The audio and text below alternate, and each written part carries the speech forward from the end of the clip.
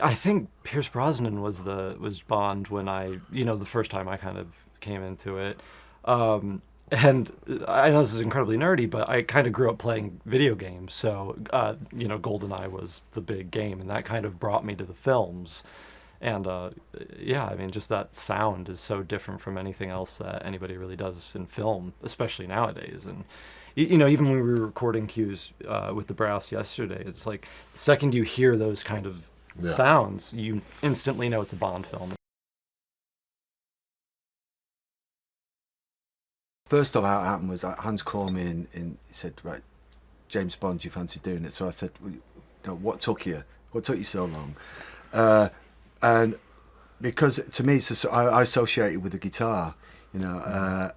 I now, since now from working with Steve, believe it or not, that brass, I wasn't quite as aware of just what a big part of the soundscape that the brass was, but so I was like, well, I'm thinking, well, it's a guitar featured thing, so I was obviously very flattered, felt very privileged to do it and honoured.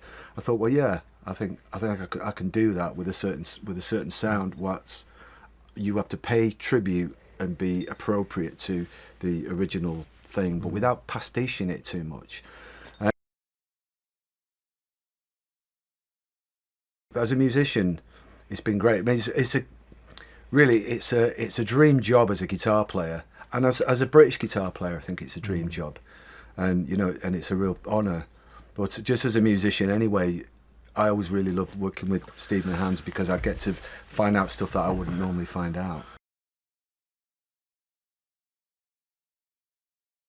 I remember there was a certain point when Hans came in and said to me that I was paying slightly too much respect to the chord changes he'd written, and he wanted me to be free to, which was a very generous thing and very helpful, because he wanted me to be a bit more be myself a little more.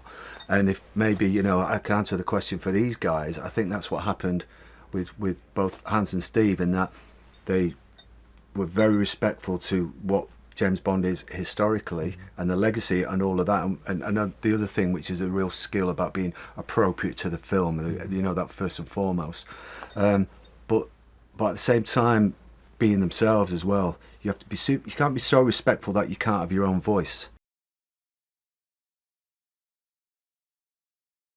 It's a constantly evolving process, and actually the constantly evolving process is to look at the character and go, oh, hang on a second, he's moving a bit like this, it's lit differently, this is, oh, look at this, the DP is doing something really interesting with the light, so that calls for certain colours in the orchestra, or that calls for certain bits of electronica, or whatever it is, it's and then, of course, we push it until somebody tells us to stop. For me, coming to it from outside, from rock music almost, there's bits that simply sometimes you expect something to be really loud, and you've discovered that it's much more effective when it's really quiet. And silences and things like that, these are all things that I'm starting to notice more and more the more I've worked on these films. And it's just not doing the obvious. There's a sensitivity, there's a grown-up sensitivity to this film, which I think is really good. And the film starts off from sort of a place of tragedy, and it doesn't start off with a fun chase. It starts in a much darker place, and give me dark, I'm happy, it inspires. I just can't say it enough and often enough that Michael and Barbara are just, we feel so safe and so supported because they really know what they're doing. It's very rare that you get producers who are that familiar with. Very rare. It's impossible. There is nobody else in this world who has lived the material in one way or the other the way they have, and so you don't even need to ask the question. You just need to look over your shoulder and see how they're reacting to a certain bit to know if you're on the right track or if you need to go and steer it a bit in a certain direction. But a couple of times when in meetings and when we've been going through bits of music, and Daniel Craig's name's come up about how he feel about the music. It's become quite evident early on just how much he cares about Yes. the work. And in my limited experience, that's I'm sure all actors do, but leading actors do. But it's evident to everybody on the team that he really is into every aspect of it, and the music's very, very important, and he's super invested in that side of it, and that's kind of helped the atmosphere, I think, and it's added a sort of just another dimension to it, I think. You just look at what's on screen, and you get so much from the actors on screen that it kind of, in a funny way, with all the material that's been written in all the past films, it ends up slightly writing itself, and then you tinker with it until you've broken it a little bit and made it kind of your own, before it becomes something new and something exciting, but still feels like it's in that world. The job of certainly the guitar in the music is often, certainly when there's action, no doubt about that. When Bond is about to go into Bond mode, whether it's a car chase or heroic, I think. Yeah. I have that association, like when he's about to be heroic, suddenly you hear the guitar, which is great, I can do that. But this will be fun. But there's also intrigue as well, I think, which was one of the things that is come from the old John Barry legacy. For me, it was really easy because I went, if there is one genre of movies that Johnny Marr was born for to play, it's this one. I said, just be yourself.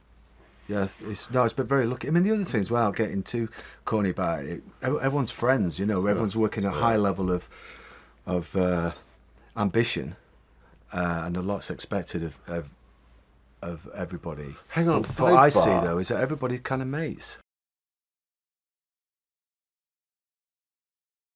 One of the first things was being given this file of a Billie Eilish song that she and her brother Phineas had done, and it was just a demo, and instantly going, I don't want to hear anything else. This is it. And there was a bit of, but there are all these other people who've written, songs, and I said, I don't want to hear anything else. This feels like the story to me, even though they don't know the story. This feels like the story to me, and it feels relevant, and it feels like a young person with an amazingly old heart at the same time. So it traveled across time for me.